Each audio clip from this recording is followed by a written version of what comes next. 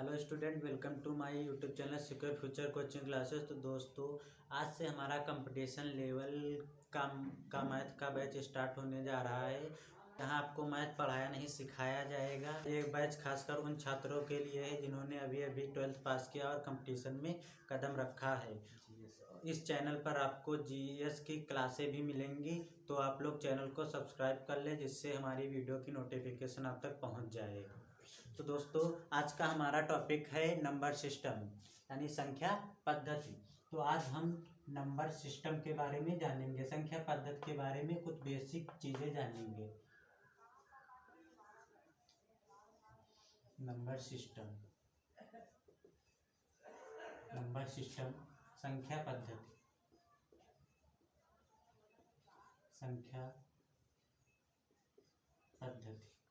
अब इसमें आगे बढ़ने से पहले हम देख लेते हैं कि संख्या हमारा क्या होता है। संख्या क्या होता है। अब संख्या जैसे मान लिया हमारा संख्या जैसे मान लिया ये हमारी 25 है, ये संख्या है हमारी। और जैसे इसमें ये क्या है, ये हमारे इन्हें क्या कहते हैं, ये हमारे होते हैं डिजिट अंक। ये हमारे डिजिट अंक हो गए। तो ये संख्या हमारे जैसे मान लिया इसमें ये हमारा हो गया, ये मान लेते हैं हमारा कोई, ये जैसे हमारे हैं, ये क्या है, ये हमारे संख्या ही है और साथ में ये डिजिट भी हैं। क्योंकि अगर मान लिया इसमें जैसे मान लिया 25 हमने लिया था, तब इसमें देखो ये हमारा इसमें डिजिट कितने हैं, 2 हो गए। और उसके बाद इसमें संख्या कितनी है, तो संख्या हमारी एक ही होगी, यानी group of digits called number, यानी अंकों का ग्रुप यानी समूह हमारा संख्या कहलाता है। अब 1 से हमारे 9 तक तो डिजिट ही कहलाएंगे। उस 1 से जो हमारे 9 तक के ये हैं नंबर संख्याएं, ये संख्याएं भी कहलाएंगी और हमारा डिजिट भी कहलाएंगे। तो उसके बाद हम देखते हैं नंबर। अब नंबर सिस्टम, नंबर को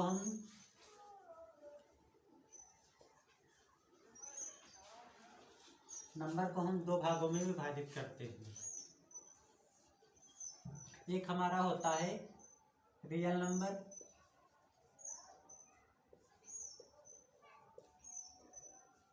नंबर और दूसरा हमारा होता है इमेजिनरी नंबर।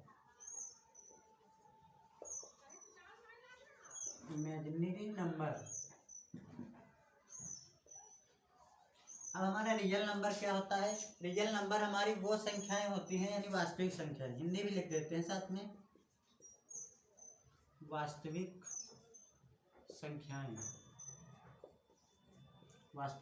संख्याएं। और इमेजिनरी नंबर में होता है काल्पनिक संख्याएं।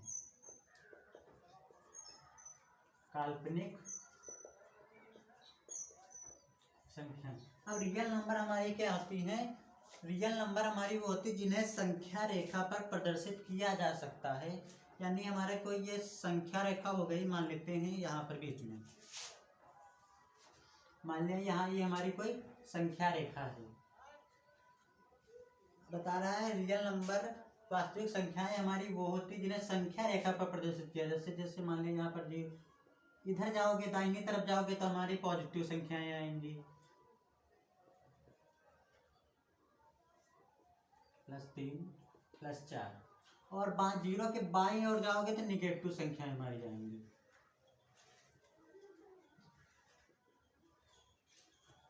अब यहाँ पर एक चीज देखो, ये हमारे एरो क्यों बने होते, तीर क्यों बने होते हैं।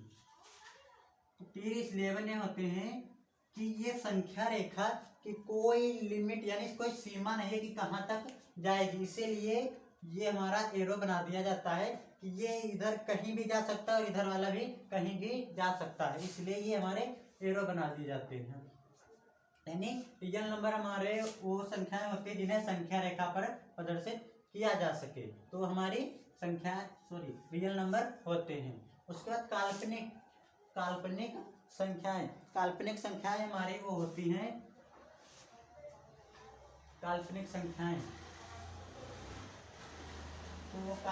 हमारी वो होती हैं ऋणात्मक संख्याओं का वर्गमूल ऋणात्मक संख्याओं का वर्गमूल।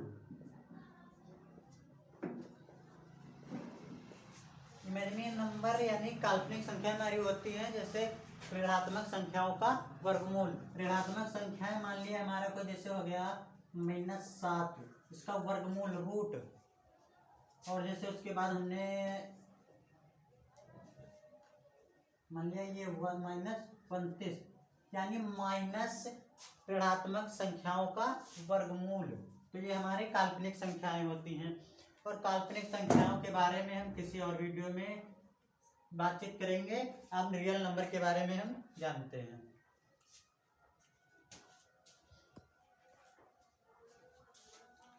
अब हमारे रियल नंबर के भी दो पार्ट होते हैं। रियल नंबर वास्तविक संख्याओं के हमारे दो पार्ट होते हैं। एक पार्ट होता है इंटीजर्स यानी पूर्णांक।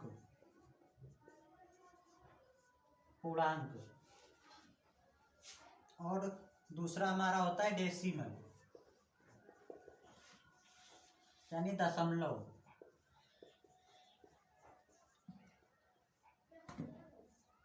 यानी रियल नंबर वास्तविक संख्याओं के भी हमारे दो पार्ट होते हैं। एक होता है इंटीजर और एक होता है डेसिमल, पूर्णांक और दशमलव।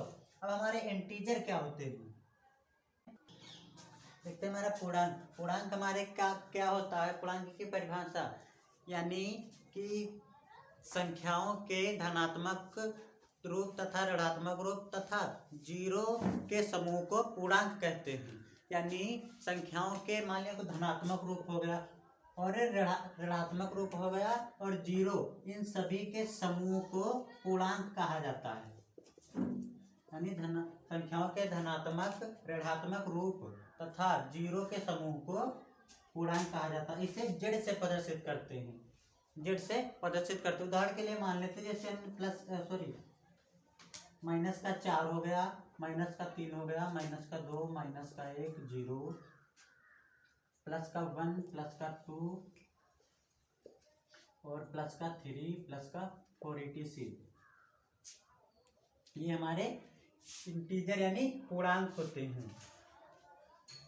यानी कि संख्याओं के धनात्मक रूप, ऋणात्मक रूप तथा जीरो के समूह को पूर्णांक कहते हैं। उसके बाद हम इंटीजर्स के बारे में जानते हैं। अब देखते हैं हमारा इंटीजर क्या होता है।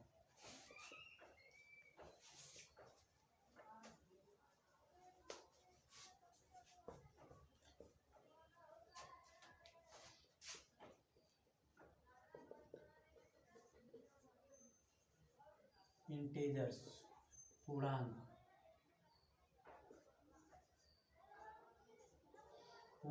अब इंटीजर के भी हमारे दो भाग होते हैं।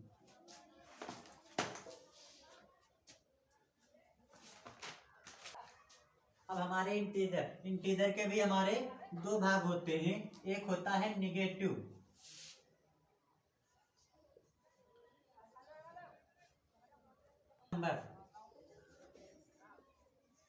नंबर्स और इधर होता है हमारा नॉन निगेटिव नंबर। अब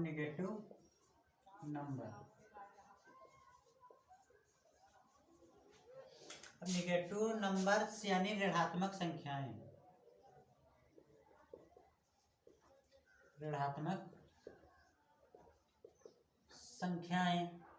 और नॉन निगेटिव नंबर्स में से होता है अऋणात्मक संख्याएं।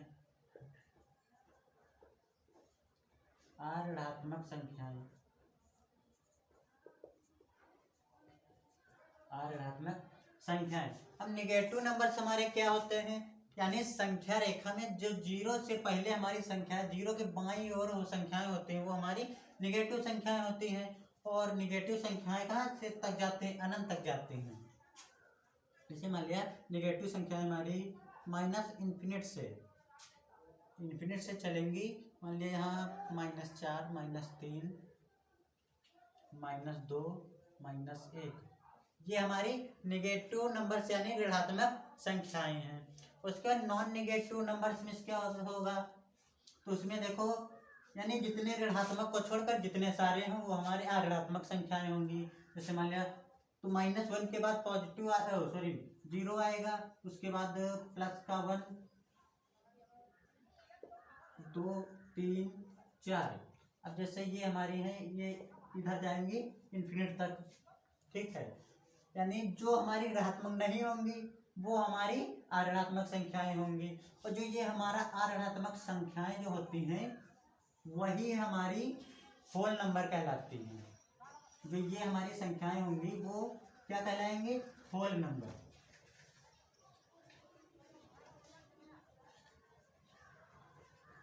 होल नंबर, होल नंबर्स में से होगा पूर्ण संख्याएं। होल नंबर्स में होगा पूर्ण संख्या, यानी जो हमारी ऋणात्मक संख्याएं होती है वो हमारी होल नंबर कहलाएंगी, यानी पूर्ण संख्याएं कहलाएंगी। क्लियर। अब उसके बाद अब देखो, अब हमारे नॉन निगेटिव नंबर्स के भी दो भाग होते हैं। नॉन निगेटिव नंबर्स के भी हमारे दो भाग होते हैं। एक होता है हमारा, एक होता है न्यूट्रल। न्यूट्रल नंबर, और एक होगा पॉजिटिव नंबर। पॉजिटिव नंबर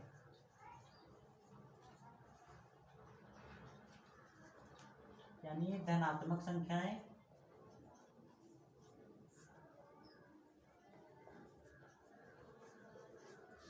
और न्यूट्रल नंबर हमारा होता है जीरो। जीरो नाइदर निगेटिव और नॉर पॉजिटिव, यानी जीरो ना ही हमारा निगेटिव होता है और ना ही धनात्मक होता है, यानी निगेटिव होता है। जीरो इज नाइदर निगेटिव और नॉर पॉजिटिव, यानी जीरो ना ही ऋणात्मक होता है और ना ही धनात्मक होता है।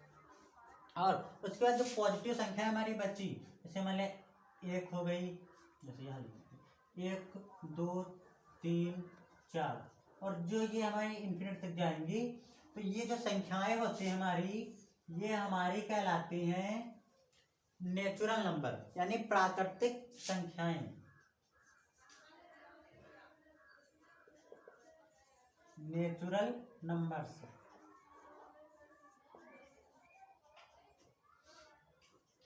नेचुरल नंबर्स यानी प्राकृतिक संख्याएं। प्राकृतिक संख्याएं यानी हमारी ऋणात्मक संख्याओं के दो भाग होते हैं। एक तो हमारा हो गया न्यूट्रल नंबर जिसके अंतर्गत जीरो आता है, और एक हो गया हमारा पॉजिटिव नंबर जिसके अंतर हमारी धनात्मक संख्याएं होती हैं। और ये जो धनात्मक संख्याएं हमारी होती हैं इन्हें हम कहते हैं नेचुरल नंबर यानी प्राकृतिक संख्याएं। और प्राकृतिक संख्याएं हमारी एक से ही क्यों स्टार्ट होती हैं। जैसे मान लिया कोई चीज की काउंटिंग हम करते हैं, जैसे मान लिया हम के ये उंगलियों की काउंटिंग करेंगे, गिनती करेंगे, तो ऐसा तो नहीं है कि पहले कहेंगे 0 फिर 1 2 3 4, ऐसा तो नहीं कहेंगे, एक से कहेंगे ना।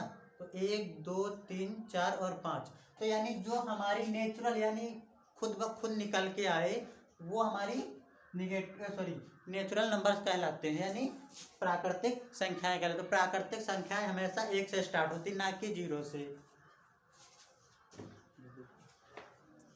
इंटीजर्स को हम दूसरी तरह भी विभाजित कर सकते हैं, तो ये दूसरी तरह विभाजित करने के लिए एक हमारा होगा इवन नंबर।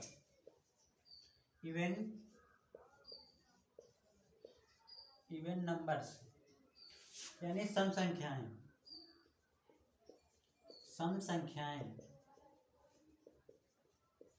संख्याएं और दूसरा हमारा होगा ऑड नंबर। ऑड नंबर्स हमारा होगा विषम संख्याएं। विषम संख्या। अब इवन नंबर हमारी सम संख्याएं क्या होती हैं। अब सम संख्याएं होती हैं which numbers are divisible by 2, यानी ऐसी संख्याएं जो 2 से विभाजित हो जाएं वो हमारी सम संख्याएं कहलाती हैं। तो सम संख्याएं यानी ऐसी संख्याएं जो हमारी 2 से विभाजित हो जाएं सम संख्याएं कहलाती हैं। जैसे मान लिया हमारी हो गई 6, 0 हो गया, 2, 4, 6। अब यहाँ पर देखो 0 भी 2 से विभाजित हो जाएगा और 2 भी विभाजित हो जाएगा 2 से, और 4 भी 2 से विभाजित हो जाएगा और 6 भी 2 से विभाजित हो जाएगा। यानी वे संख्याएं जो 2 से विभाजित हो जाए हमारी सम संख्याएं कहलाती हैं। और विषम संख्याएं हमारी क्या होती हैं? विषम संख्याएं हमारी वे संख्याएं होती हैं जो 2 से विभाजित ना हो, यानी which number are not divisible by 2, यानी ऐसी संख्याएं जो 2 से विभाजित ना हो। तो सबसे पहले हमारा 1 2 से विभाजन नहीं होगा, उसके बाद 3, 5, 7, 9। तो ये जो हमारी संख्याएं हैं वो हमारी 2 से विभाजित नहीं होंगी, यानी ऐसी संख्याएं जो 2 से विभाजित ना हो वो हमारी ऑड नंबर या विषम संख्याएं कहलाती हैं। अब हम सम और विषम संख्याओं की कुछ स्थितियां होती हैं उनके बारे में जानते हैं। तो जैसे हमारा हो गया ऑड को जोड़े या घटाएं, ऑड और ऑड को जोड़े या घटाएं तो हमेशा हमारा इवन नंबर ही आएगा। यानी ऑड नंबर को घटाओ या जोड़ो हमेशा इवन नंबर ही आएगा, यानी विषम संख्याओं को जोड़ो या घटाओ हमेशा सम संख्याएं ही आएंगी। मान लेते हैं जैसे हमारा कोई ये 5 हो गया हमारा ऑड नंबर, और इसमें हम प्लस ऑड नंबर जोड़ते हैं तो हमारा क्या होगा? 7, 5, 12 हो गए, तो ये क्या हो गया? इवन नंबर आ गया, क्योंकि ये हमारा 2 से डिविजिबल है यानी 2 से विभाजित है, तो हमारा ये इवन नंबर हो गया। अब यहीं पर हम देखो इसको घटाते हैं, ऑड नंबर से ऑड नंबर को घटाते हैं तो यहाँ पर आ जाएगा हमारा -2, तो ये भी हमारा सम संख्याएं हैं, ये भी हमारा सम आ गया। और उसके बाद दूसरा देखते हैं, ऑड में से इवन जोड़े या घटाएं तो हमारा क्या आएगा? तो हमारा हमेशा ऑड ही आएगा, यानी ऑड में से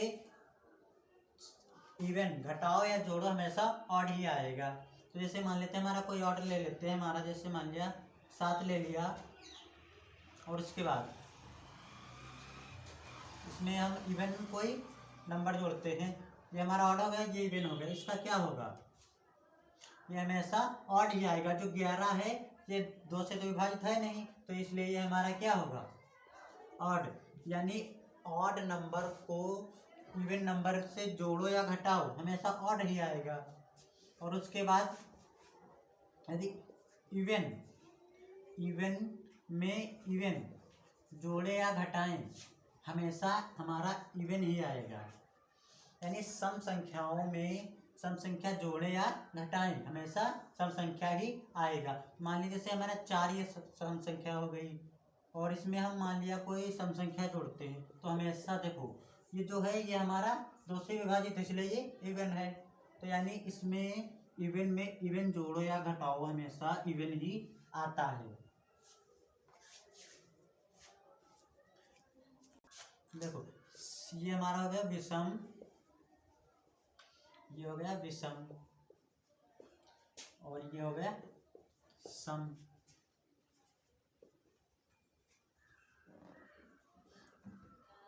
विषम, सम, विषम हो गया, सम,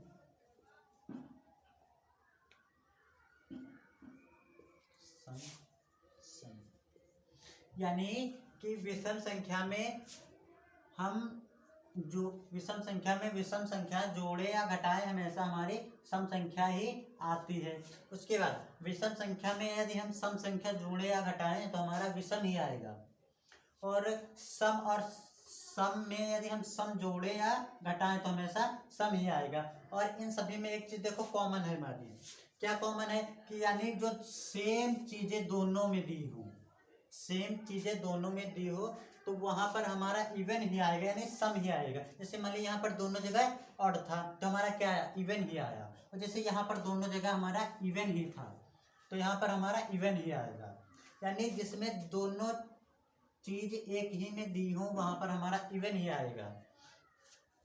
तो उसके बाद हम, ये तो हमारे प्लस माइनस वाले हो गए थे। अब उसके बाद हम कुछ मल्टीपल वाली स्थिति भी बताते हैं आप लोगों को।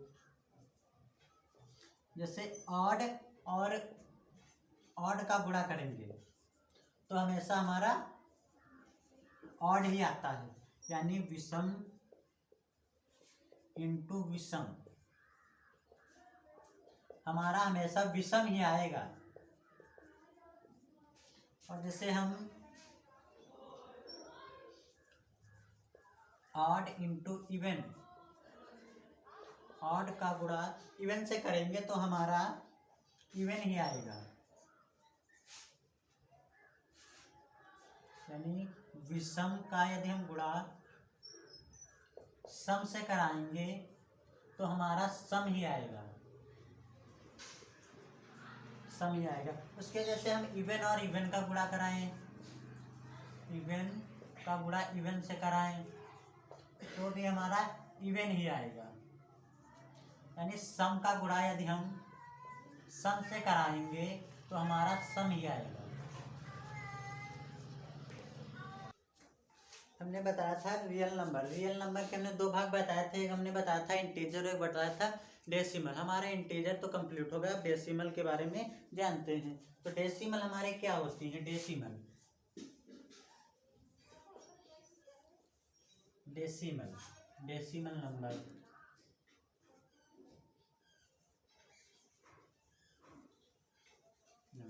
यानी दशमलव संख्याएं, दशमलव संख्याएं,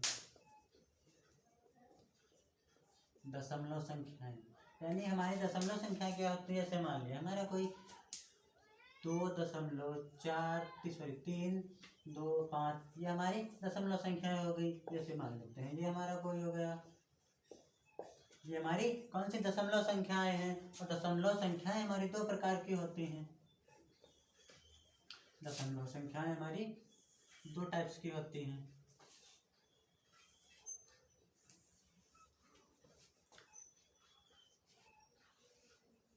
दशमलव संख्या में दो टाइप्स की होती हैं, एक होता है टर्मिनेटिंग डेसिमल,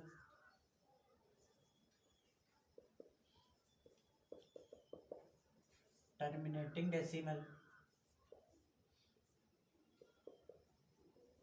डेसिमल ये हमारा होता है, टर्मिनेटिंग डेसिमल में होता है शांत दशमलव,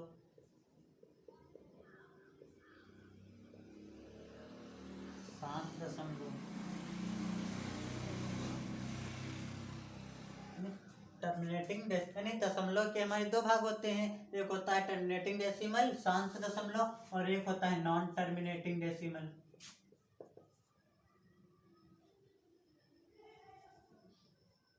नॉट टर्मिनेटिंग डेसिमल,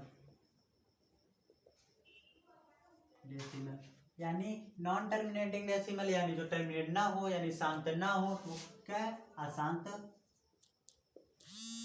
अशांत दशमलव।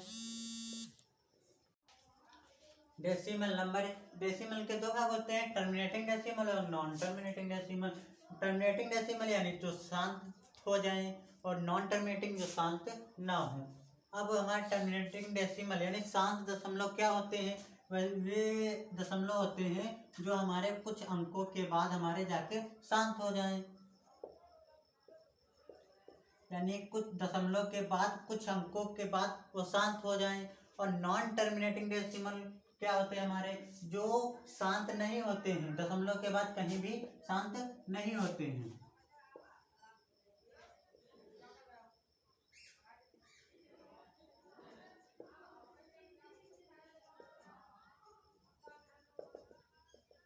ऐसे चले जाते हैं, यानी नॉन टर्मिनेटिंग डेसिमल अशांत दशमलव, यानी जो हमारे दशमलव शांत नहीं होते हैं वो हमारे नॉन टर्मिनेटिंग डेसिमल यानी अशांत दशमलव कहलाते हैं। जो शांत हो जाए वो शांत दशमलव कहलाते हैं। अब हमारे इस नॉन टर्मिनेटिंग डेसिमल के हमारे भी दो भाग होते हैं।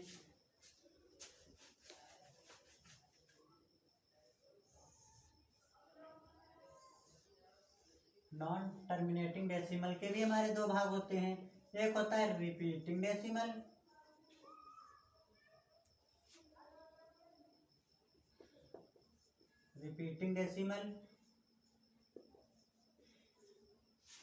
और एक होता है नॉन रिपीटिंग डेसिमल।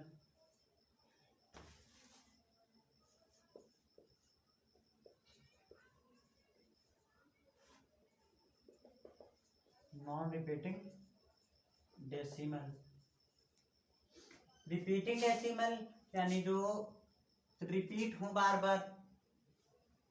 जैसे मान लिया रिपीटिंग डेसिमल, जैसे मान लिया हमारा कोई 4 2 4 2 4 2, तो ये हमारे ऐसे ही रिपीट होते जा रहे हैं। तो ये हमारे जो दशमलव कहलाएंगे वो हमारे रिपीटिंग डेसिमल कहलाएंगे।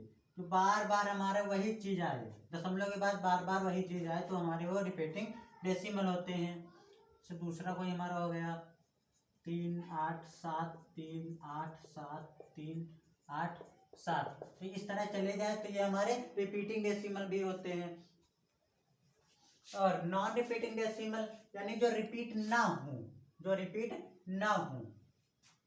जैसे मान लीजिए 1.43254 9 8 7 और इस तरह चले जाएं, तो वो हमारे नॉन रिपीटिंग डेसिमल होते हैं।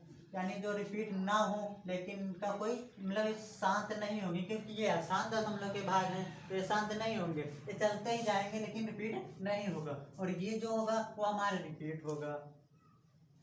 और जो रिपीटिंग डेसिमल हमारे होते हैं, जैसे ये उसको लिख सकते हैं 1.42 बार, इसके ऊपर बार लगा देंगे। तो ये हमारे यानी इस बार का मतलब है कि ये दो संख्या हमारी बार बार रिपीट हो रही है। जैसे इसमें था 2.387, सबके ऊपर बार, यानी ये बार का मतलब होता है कि जिनके ऊपर ये बार चढ़ा है वो संख्या हमारी बार बार रिपीट हो रही है। तो रिपीट हो रही है और उसके बाद जैसे हम इसको ले लेते हैं, तो इसका मतलब होता है कि यहाँ से हटाएंगे तो यहाँ 2 जीरो बढ़ जाएंगे। यहाँ पर जैसे मान लीजिए यहाँ पर हटेगी तो हटाएंगे नहीं, ऐसे लिखेंगे और इसको कर देंगे हम यहाँ पर ऐसे, यानी जितने ऊपर डिजिट होंगे उतने ही नीचे हम लगा देंगे 9। जैसे इसमें था हमारा, इसमें अब इसमें जैसे हम इसमें लगाएंगे इतना 3, दशमलव के बाद 3 हमारे डिजिट है, तो इसलिए हमने 39 लगा दिए। तो ये जो हमारी संख्याएं बनी, ये हमारी बनी रेशनल नंबर यानी परिमेय संख्याएं।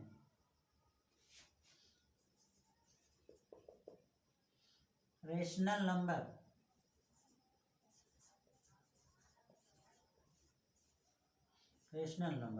परिमेय संख्याएं,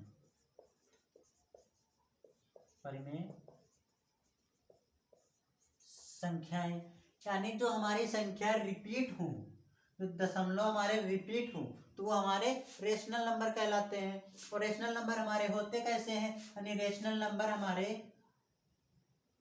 P अपॉन Q के रूप में होते हैं। यानी तो इरेशनल नंबर हमारे होते हैं वो P अपॉन Q के रूप में, तो जहां Q हमारा 0 के बराबर ना हो, यानी Q नॉट इक्वल 0, जहां हमारा Q 0 के बराबर ना हो। अगर यहाँ Q हमारा 0 हो गया तो हमारा ये रेशनल नंबर नहीं होगा। तो ये हो गया। उसका जैसे नॉन रिपीटिंग डेसिमल, ये क्या होते हैं हमारे, तो ये हमारे होते हैं इरेशनल नंबर। जो नॉन रिपीटिंग डेसिमल होते हैं वो हमारे इरेशनल नंबर होते हैं। ये हमारे इरेशनल नंबर होते हैं।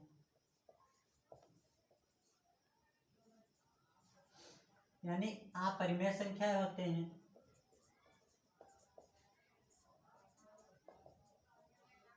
ये हमारे अपरिमेय संख्याएं होते हैं, यानी कि हमारी संख्या रिपीट हो, दशमलव के बाद हमारे अंक जो हो रिपीट हो, तो वो हमारे परिमेय संख्या होती हैं। और जो दशमलव के बाद रिपीट ना हो वो हमारी अपरिमेय संख्याएं होती हैं। और परिमेय संख्या में दूसरी भाषा में भी कह सकते हैं कि परिमेय संख्याएं हमारी वो होती हैं जिनका दशमलव प्रसार शांत हो, और दशमलव प्रसार शांत हो उसके बाद मान लिया कि यदि दशमलव प्रसार शांत ना हो तो हमारा रिपीट हो, यानी परिमेय संख्याएं हमारी होती हैं कि परिमेय संख्याएं टर्मिनेटिंग और रिपीटिंग डेसिमल, टर्मिनेट हो या तो रिपीट हो, तो ऐसी संख्याएं हमारी परिमेय संख्याएं कहलाती हैं। यानी ये हमारी टर्मिनेट और रिपीटिंग डेसिमल जो होते हैं ये ही हमारे रेशनल नंबर कहलाते हैं। रेशनल नंबर्स यानी परिमेय संख्याएं, परिमेय संख्या यानी जो टर्मिनेट डेसिमल होते हैं और जो रिपीटिंग डेसिमल होते हैं ये हमारे परिमेय संख्याएं कहलाती हैं। और जो हमारी बचती हैं नॉन टर्मिनेटिंग डेसिमल और नॉन रिपीटिंग डेसिमल, ये हमारी होती हैं अपरिमेय संख्या यानी इरेशनल नंबर, यानी जो रिपीट भी ना हो और जो शांत भी ना हो तो वो हमारा अपरिमेय संख्याएं होती हैं। तो आज के लिए बस इतना ही, और इसके आगे का हम दूसरे वीडियो में बताएंगे।